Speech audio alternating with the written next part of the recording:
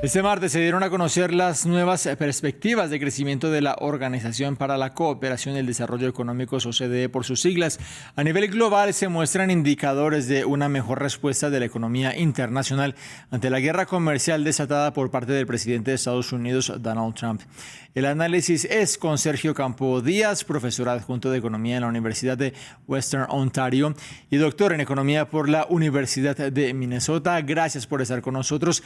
Explica la OCDE que la economía global crecerá un 3,2% en este año del 2025. Se trata de una revisión al alza de 0,3 puntos porcentuales respecto al informe del mes de junio y 0,1 puntos por debajo del dato de crecimiento registrado en 2024. ¿Cómo explicar este aparente optimismo?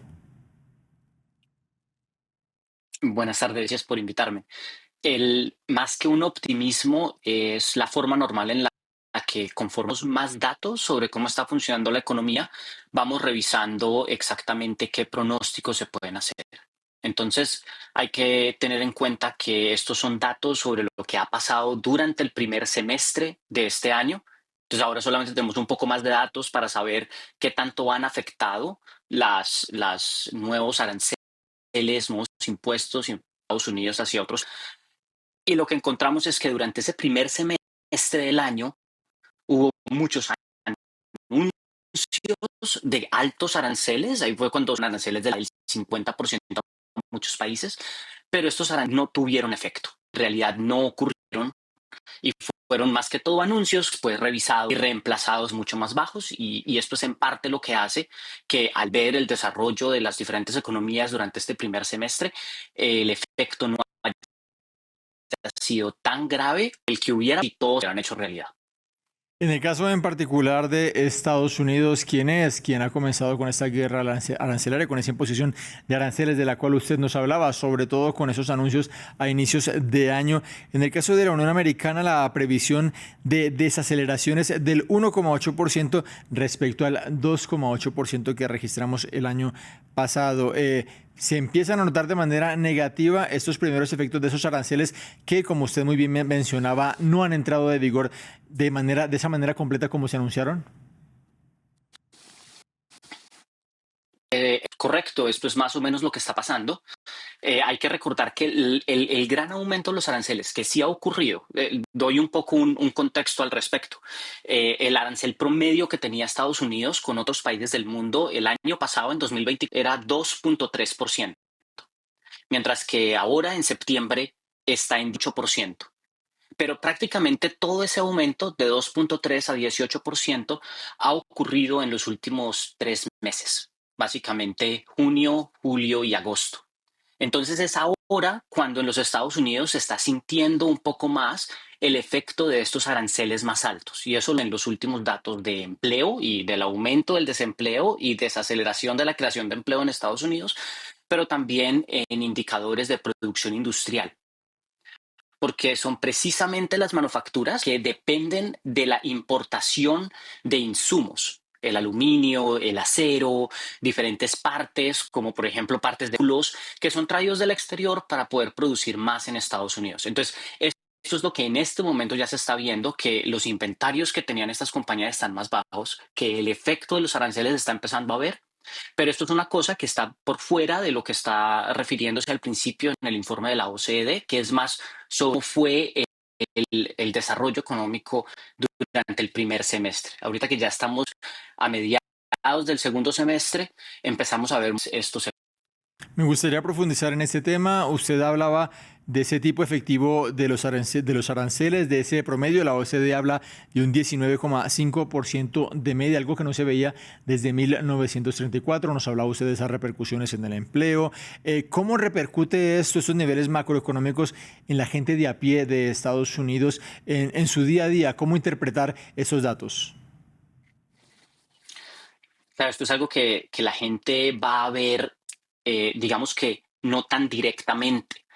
Y esto es algo que siempre dificulta mucho el análisis económico, y es que estos efectos se van a ver tanto en precios que son un poco mayores que antes, oportunidades de empleo que son un poco menores, pero siempre es difícil uno saber qué hubiera pasado. Entonces, lo que nos muestra el análisis económico es que de no haber habido estos aranceles, los precios no subirían tanto como los hemos visto subir y habría más empleos que antes. Lo vemos, por ejemplo, en efectos sobre que no pueden terminar de cumplir con pedidos porque no tienen suficientes insumos.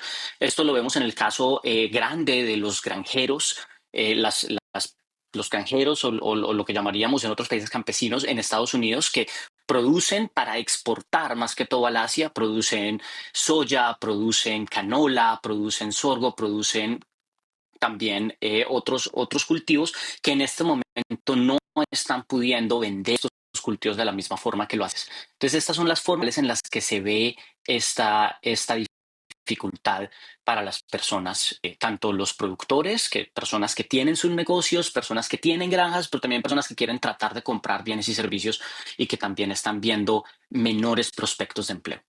Vamos a saltar al caso de China. La OCDE augura un panorama positivo para China, crecimiento quizás a un ritmo no tan alto como el que se veía. Concretamente habla de un dato del 4,9% para este año, 0,2 puntos porcentuales por encima de ese informe de junio. ¿Se puede decir que China se beneficia de esta guerra comercial que está liderando Estados Unidos o que a su vez también tiene efectos sobre su economía?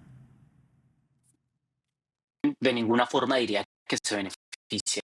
Esta llama comercial es algo que es dañino para todos los países. Aquí la pregunta es qué tan dañino termina siendo y lo que nosotros vemos, más que todo a través de este análisis que hace la OCDE, pero otros análisis también, es que conforme hay adaptación por parte de las economías de diferentes países, pues vemos que esta adaptación lo que hace es que los daños pueden ser de cierta forma disminuidos. Entonces, lo que vemos en China cuando pensamos nosotros en daños no es que China va a decrecer o que Estados Unidos va a decrecer, sino que pudo haber crecido mucho más y en vez de eso se va a desacelerar.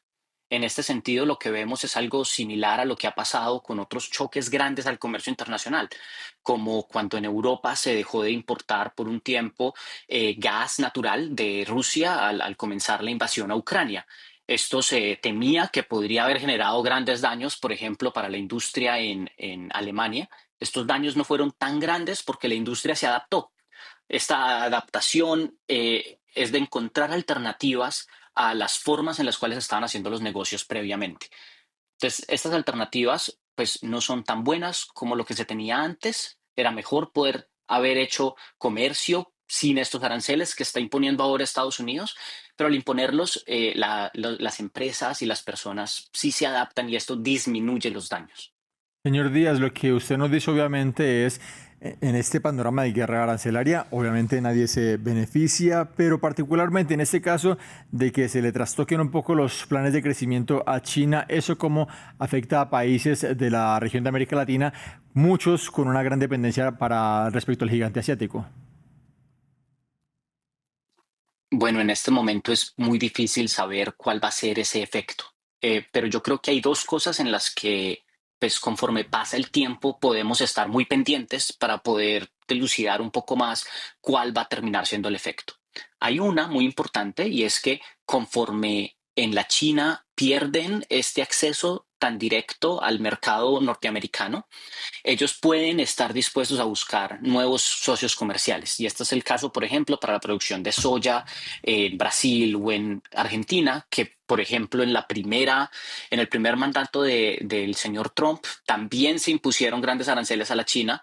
En la China se dejó de comprar soya de Estados Unidos y se empezó a comprar mucha más soya de Brasil y de Argentina. Entonces, esta sustitución del mercado norteamericano al mercado suramericano puede ser benéfica para las diferentes economías de Latinoamérica. Pero por el otro lado, también en Latinoamérica se importa mucho de la China.